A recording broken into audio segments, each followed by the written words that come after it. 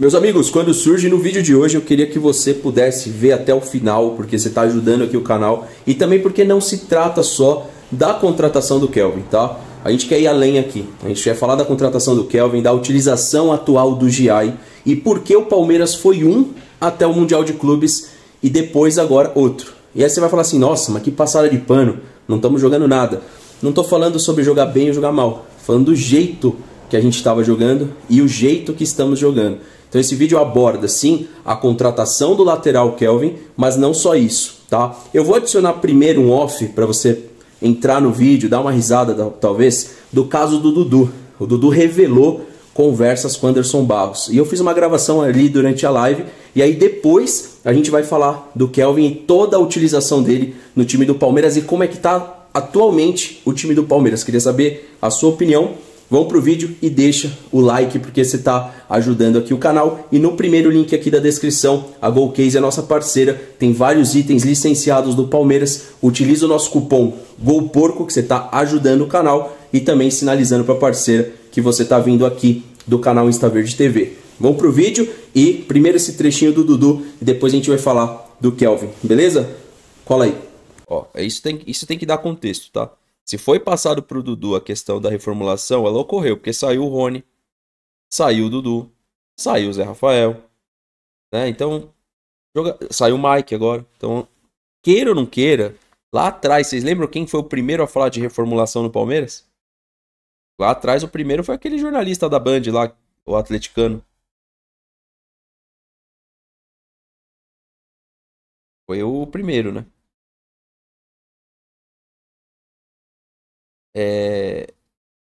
Vamos lá. Vamos ler aqui então, ó, tá? Qual que é o nome dele? Capelanes. Ele foi o primeiro e a gente meio que discordou, não, duvidou. Vamos falar assim, né? Não, foi o Capelanes. Veja alguns trechos, ó. O Anderson Barros. Nós temos um contrato até 25, na qual se você fizer 50% dos votos, aumenta e vai ter mais contrato. Vai ter um contrato até o dia que você entender que se encerra. Isso é a cultura do clube. Fizeram dessa forma e fazem dessa forma. É dessa forma que a gente entende que tem que ser feito, né? Aí aqui, ó. Eu acho que eu posso te... Ó, peraí. Eu acho que eu posso te comparar, e foi o caso do Cristiano Ronaldo, tá? Quando ele saiu do Real Madrid, ele tinha uma proposição altíssima da Juventus. E eu não vou. Cara, tá estranho isso aqui, mano, porque é uma transcrição de áudio, velho. Meu Deus do céu, Anderson Barros, pra você tentar traduzir o que o Anderson Barros fala, fica estranho, né? Quando ele saiu do Real Madrid, ele tinha uma proposição altíssima da Juventus, que eu não vou competir com isso. É nessa linha que a gente está seguindo. Então, eu não estou comparando você com nenhum outro jogador. Talvez o Casimiro, que aconteceu recentemente a mesma coisa. Ele começou a ter um trabalho, recebeu uma proposta do United financeiramente e para ele era muito melhor, porque acabou de completar a independência financeira dele. Ele seguiu o caminho dele. Continua sendo o ídolo que é dentro do Real Madrid. O Cristiano acabou não tendo a idolatria confirmada porque ele acabou tendo um problema com o Florentino Pérez. Aí os dois acabaram se batendo, né? A Florentina Leila, então.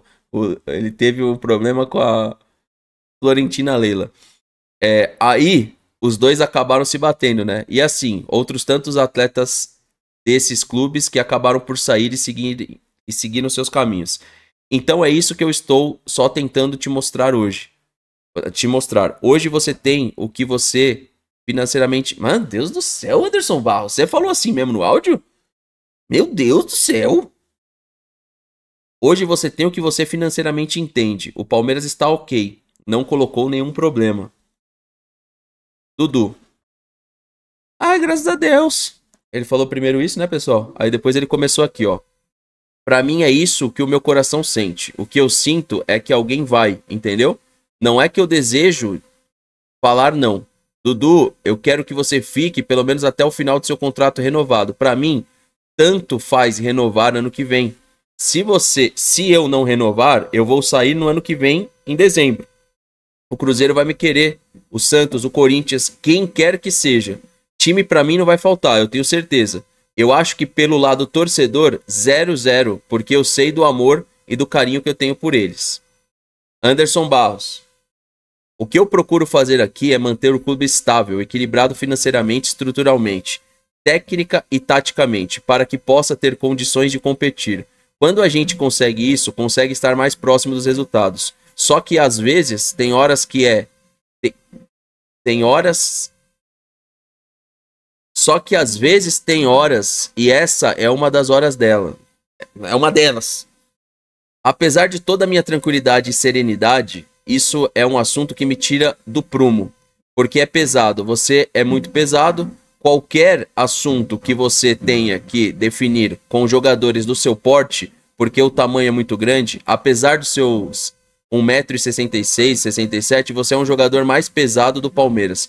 Então qualquer decisão que se toma em relação a você vai ter um impacto absurdo, absurdo. Aí o Anderson Barros continua. Conversei juntamente com a senhora presidente, isso é uma decisão que vai passar muito por ela. Eu vou construir em razão do pedido que eu tive, nenhuma dificuldade, nenhuma. O justo é dar todas as condições para que isso ocorra, para que isso aconteça. E é o que eu vou fazer hoje. Se o Dudu quiser dar continuidade ao seu processo, ok. Ele tem contrato em vigência. Ele vai seguir o trabalho dele. Como você disse, vai conquistar o teu espaço dentro de campo. Porque você tem qualidade para tal, ou muito mais qualidade do que a grande maioria tratar. Fisicamente, você conhece teu corpo melhor do que qualquer outro, mas a decisão vai ser feita em cima dessas condições. Eu não estou jogando mais para você. E também não é justo. Também não é justo. Não é justo. Jamais faria isso. Ai, graças a Deus, hein, o Dudu. Mas meu desejo, ele fala aqui, ó. Mas meu desejo, você sabe disso. Jamais eu ia querer sair do Palmeiras. Eu não vou falar do Palmeiras porque o Palmeiras envolve torcida, envolve tudo. Eu vou falar de vocês. Você, a presidente, o treinador, entendeu? Porque o Palmeiras é a torcida e é todo mundo. Então eu vou falar de vocês. A presidente, eu nem sei como converso, como dar oi aqui, quando eu saio, quando eu posso. Tem jeito dela de transmitir as coisas pra você. Então é mais você e o treinador. O treinador chamou pra conversar depois do treino. E o que deu a entender dele também, que tanto faz. Se quer continuar, continua. Você quer que eu vá embora também. Pra ele, tanto faz, entendeu? Esse é o sentimento que eu tenho depois da conversa dele. Conversei com ele 3 vezes essa semana sobre o meu jogo, sobre os meus jogos, sobre ir para o jogo. E agora que teve essa conversa, agora depois do treino, ali esse é o desejo, é o que eu sinto. Então, se for assim, eu vou lá, eu vou, entendeu? Acho que a gente tem que estar onde as pessoas também querem que a gente esteja. Eu sei que às vezes eu não sei se vocês querem que eu continue. Eu não quero, mas tá tudo bem, tá tudo tranquilo. Ou seja, ele não queria sair, né? Mas o que ele sentiu aqui é que não tinha um desejo de permanência, nem do Abel, e essa é a verdade, né, mano? Essa é a verdade, não teve, né, cara? E assim, eu tô tentando ler como tá escrito, né, rapaziada? Se vocês pararem pra ler, vocês vão entender que é um áudio, né? Então foi transcrito o áudio aqui pelo texto. Essas daqui foram as conversas entre Dudu e Anderson Barros. E o que fica nítido aqui é que o Dudu, como a gente já achava, não tinha nenhum prestígio, nem com a Leila nem com o Abel. Pelo que ele relata aqui no áudio, né? Pelo que esse áudio relata aqui, ó. Esse áudio aqui, ó. Tá? É um áudio do Dudu com o Anderson Barros. Então isso aqui é uma conversa entre Anderson Barros, postada aqui pelo nosso palestra, tá? Em processo movido por Leila, Dudu revela áudio gravado com Anderson Barros antes da saída do Palmeiras. Constrangimento vivido. Tá? Então essa é a conversa de 2024, daquele período lá da saída dele pro Cruzeiro e etc. Eu acho que isso daqui, eu não tenho que falar mais nada, ele já não é jogador do Palmeiras, mas revela muita coisa a respeito dos bastidores que se conversava, né? Da valorização, igual o amigo falou, ele se sentiu desvalorizado? Certamente, né? Porque ele fala que pro Abel tanto faz se ele ficava ou não, entendeu? E aí a gente viu tratamentos diferentes, mas depois também saiu o Zé, saiu o Rony, agora saiu o Mike. Cada um foi saindo no seu tempo. Logo, né, é importante falar que o Dudu era mais pesado que eles, que os outros citados, né? Então, assim, aí depois de um ano, né, a gente já pode falar, exatamente um ano depois, ó, a gente tem um pouco desse bastidor meio que revelado por parte do Dudu, né, agora. E aí pode ser que tenham atualizações disso, né? Vamos direto ao assunto do GI aqui, primeiro. E quem estiver chegando aí no vídeo, de novo, pedir o like de vocês e, tá? A GoCase é o primeiro link que eu tô deixando na descrição desse vídeo. Bom, antes da gente falar dos méritos e da parte técnica do que o Kelvin ajuda na lateral, do que pode ser positivo, vamos primeiro falar do Agustin Giai, que já teve uma valorização desde que chegou no Palmeiras, tá? Então, isso aqui é importante porque eu não creio no longo prazo. Longo prazo, quando eu falo, tá, pessoal? Não é esse ano, mas pro próximo já e assim por diante, que vai ter um titular e um reserva nesse nível aí no Palmeiras. Eu acho que na tendência do longo prazo, bem longo prazo, a gente vai ter um da base, que aí deve ser o Gilberto, aí ter o Giai e o Kelvin, mas por um período. Eu não acredito que o Giai vai ficar tanto tempo assim no Palmeiras, tá? Esse tem cara de que vai para a Europa em breve. E esse breve pode ser bem breve mesmo. Então, o valor do Giai já subiu, beleza? Então, o Giai, ele pode estar num ponto de venda, uma vez que já se tinha, tá? Sondagens e etc. O Giai pode sair por um valor bem acima desse, inclusive, tá?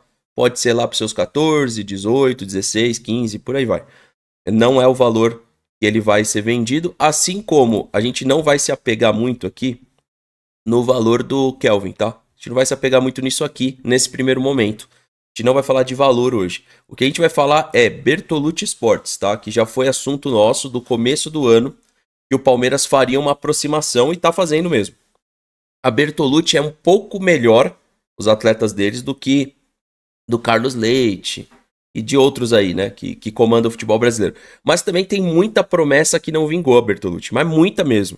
Se a gente pegar a primeira página da Bertolucci até o Piquerez aqui, ó, e aí você tem o Jair também, o Morato, você tá percebendo uma influência muito grande da Bertolucci com Premier League, Bertolucci com clube europeu. Do Christian pra baixo, aí a gente começa a ter jogadores meio que flopados, tá? E o Kelvin tá na segunda página porque ele tá no CSKA, certo? Então, Diego Carlos, o zagueiro, que é um bom zagueiro, mas já tá com 32 anos. O Christian, que tá agora bem no Cruzeiro, ex-Atlético Paranaense também. O Everton Cebolinha, que pra mim, desde que ele chegou no Flamengo, ele nunca mais jogou o que ele jogou pelo Grêmio. Na minha opinião, tá? Se vocês não concordam, comenta aí. Daqui a pouco a gente vai falar em específico uma situação do Palmeiras que chama atenção. Desde a volta do Mundial, eu queria ver quem percebeu e principalmente você que vai no estádio, se você notou isso ou não, tá? Você comenta aí pra mim aqui embaixo. Não esquece. Aí o David Washington, o Ângelo, o Vitinho, o John Kennedy, a segunda página que começa a ter umas figurinhas como, por exemplo, o Lima, o Neuerton, lembra? Que a gente fez modo carreira aí, quem acompanha viu. A gente já repatriou esse jogador aqui do Shakhtar. Então é uma promessa que saiu do São Paulo. O Brenner, que é um atacante. O Alan, que tá no Flamengo. Então, assim, a influência da Bertolucci no futebol brasileiro, ela é gigantesca. Atletas do Palmeiras Bertolucci, nós temos o Thales, tá? É importante lembrar. Esse também pode ser vendido. Ele tinha sondagem de Manchester United, inclusive. Não sei se ainda permanece. O Piquerez. E deve ter um ou outro jogador atrelado a Bertolucci que a gente não sabe e que de repente não tá aqui, mas tá por uma outra carteira deles, entendeu? Então aqui, ó, são jogadores da Bertolucci. Tem o Benedetti também. Então, fixa isso aqui. A gente vai falar daqui a pouco sobre isso, tá? Fixa isso, é importante. E agora, um ponto que eu tenho um pouco de pessimismo de nem todo mundo entender, porque nem todo mundo fica até o final do vídeo. E aqui é o ponto mais importante. Então, peço para quem tá aí deixar o like e me contar se vocês tiveram essa percepção ou não, porque ela ocorreu e eu te convido para fazer essa análise e colocar aqui nos comentários se eu estou errado. Não tô, mas se você quiser, de repente, vai lá olhar e veja se eu estou errado. Primeiro, vamos falar de percepção. Você que vai ao estádio, que você tem a visão mais privilegiada tática e às vezes você consegue perceber algumas coisas que na televisão não percebe, você concorda comigo que o Giai, ele tava um zagueirão no Palmeiras até o Mundial de Clubes? E que depois que voltou do Mundial, o Giai tá parecendo um cucurella da vida, tá atacando lá na frente. Ele não é mais aquele zagueiro? Quem percebeu? Vocês que estão aqui na live comigo. Vocês perceberam isso? E realmente teve uma mudança de postura do Giai. O Giai não passava do meio campo. Antes do Mundial de Clubes, o Giai era um terceiro zagueiro. Ele não passava do meio campo. Eu não sabia, eu como torcedor, não sabia o que era o Giai chegando na linha de fundo. Vocês concordam ou discordam? Concordam, né? E não tem como discordar disso aqui. Não, tipo, é impossível. É impossível discordar disso aqui, porque a mudança foi absurda. Tipo, quem tá assistindo jogos percebeu. E eu fui buscar essas referências. Por quê?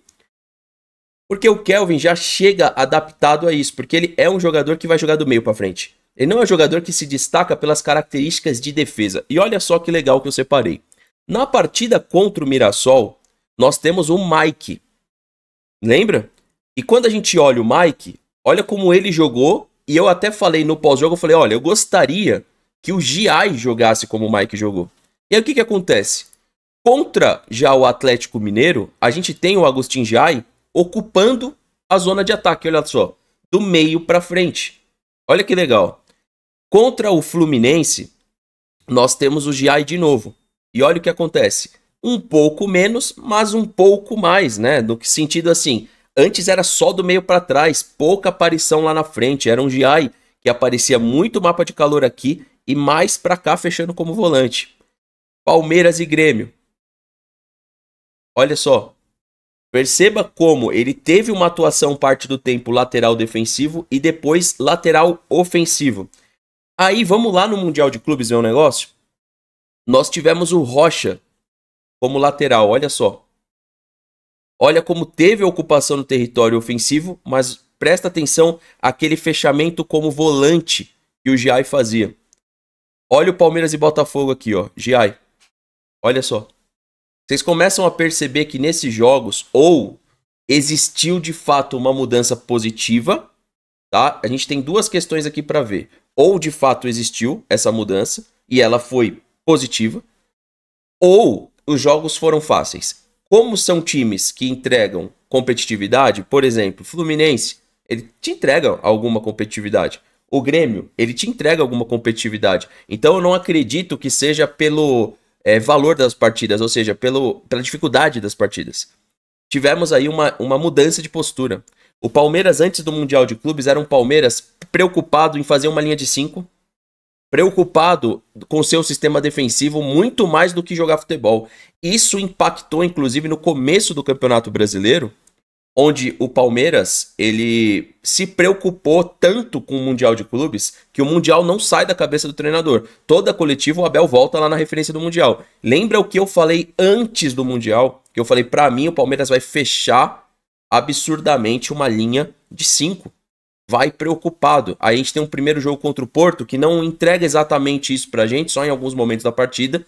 A gente tem um começo contra o Botafogo, 30 minutos muito bons, e depois a gente recua.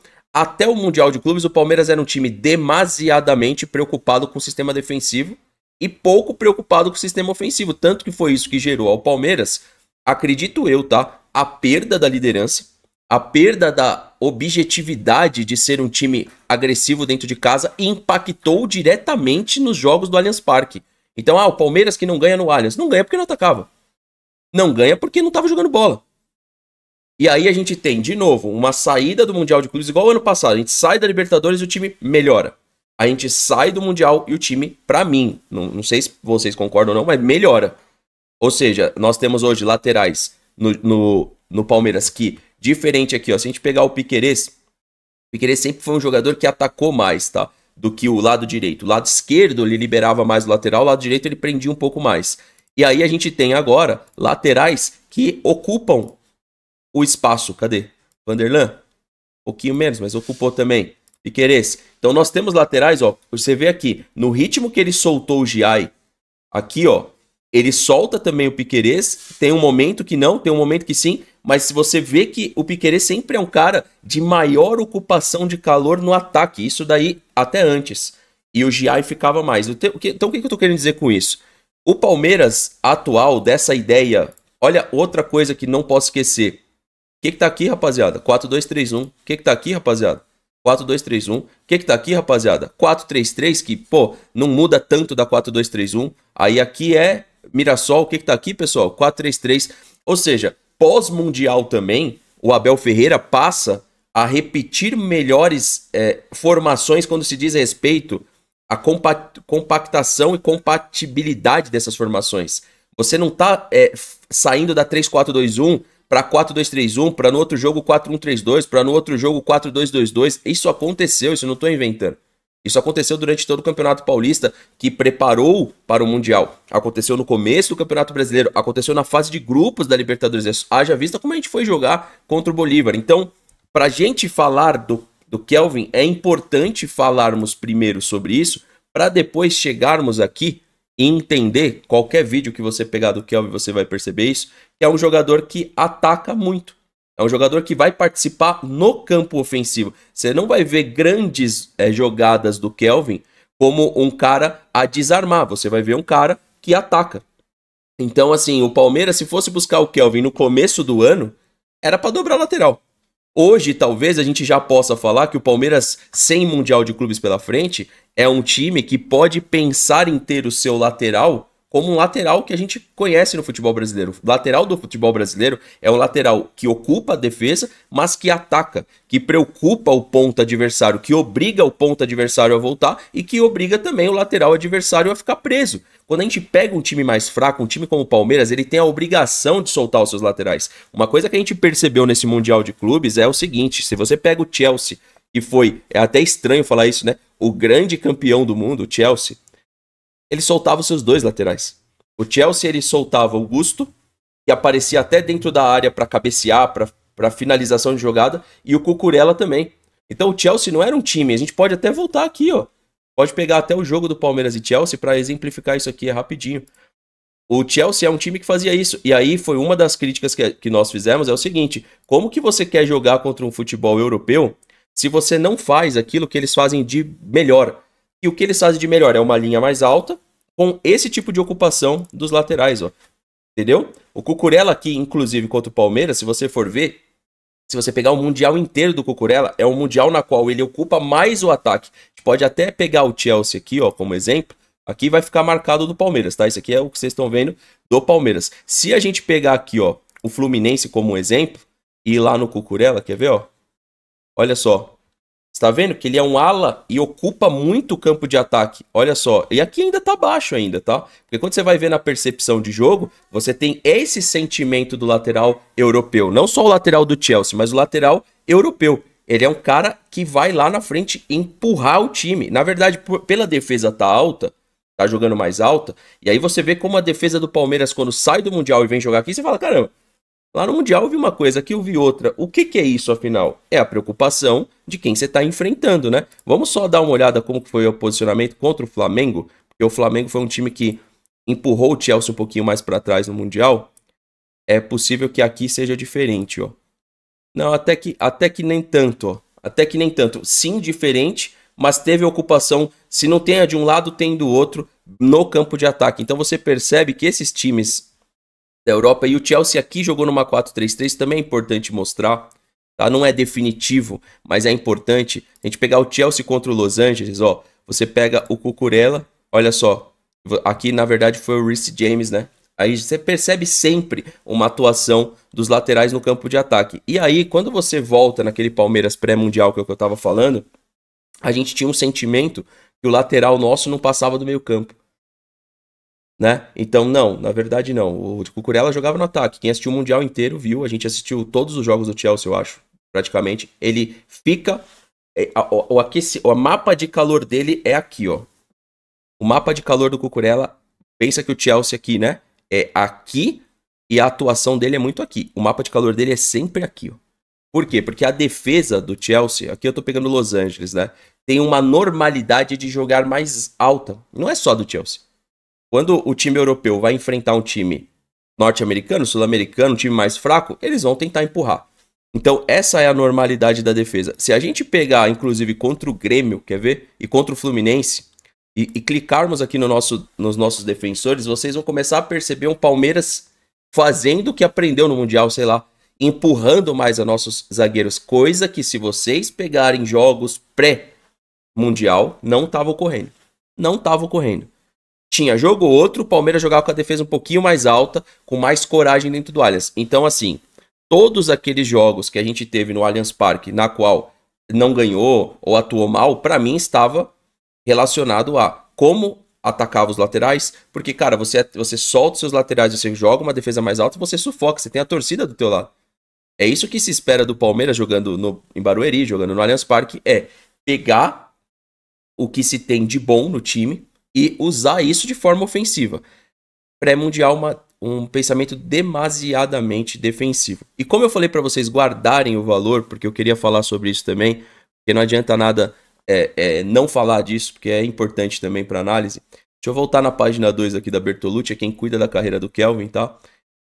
A Bertolucci aqui, ó, tem o Kelvin aqui, ó, como 5 milhões de euros. Não sei o valor, tá? Como ele não é um valor definitivo ainda de quanto o Palmeiras vai pagar, a única situação que eu reparo é os jogadores têm saído aqui do futebol brasileiro. No caso do Kelvin, por que eu falei não vale muito a pena comentar? Por isso, ó, ele valia 4, 5 milhões de euros, ele vai ao CSKA, tem aquele valor de mercado subindo um pouco, mas o que o CSKA está disputando hoje?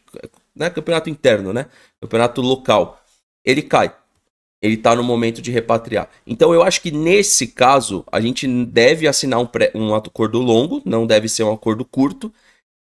Pode ser que eu erre, depois eu corrijo na live, mas eu acho que é isso, vai assinar um acordo longo. E eu acho que não vai ter tanto impacto aqui no valor. Não deveria ter, pelo menos, tá? Não deveria ter um impacto no valor, porque o que ocorreu aqui desde a chegada dele lá na Europa, né, na Rússia, e em diante, né, ele tem aqui um aumento, aí um desenvolvimento, um pico de valor e cai. Ou seja, um lateral que a gente pode até acreditar, de repente, que ele nem está sendo titular absoluto.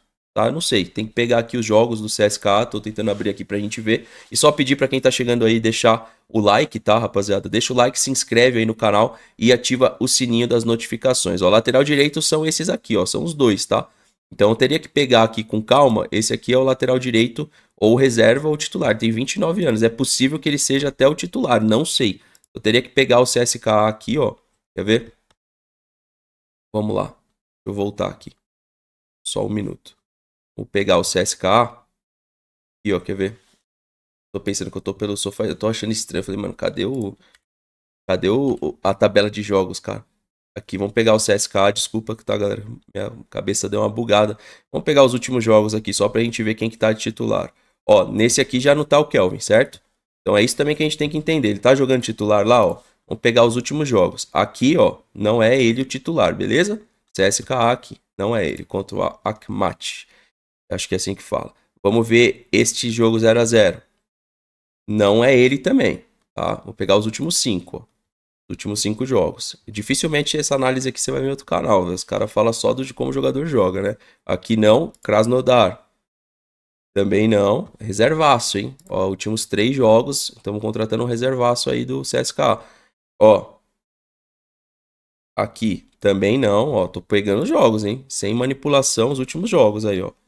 Tá? Amical.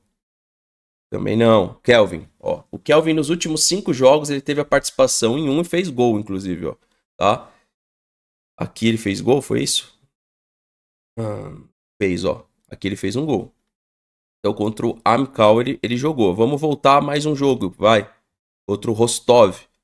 Aí ele já não tá. Então assim, ó. Em participação lá, ele tem sido reserva. Tá? Ele não tem sido, pelo menos assim, olhando esse calendário dos últimos jogos, tá? Anteriormente, podemos voltar aqui para entender, aqui é em 5 de 25, ó, contra o Paris, acho que chama Paris o time. Não, ele é um reserva. Ele é um reserva, tá?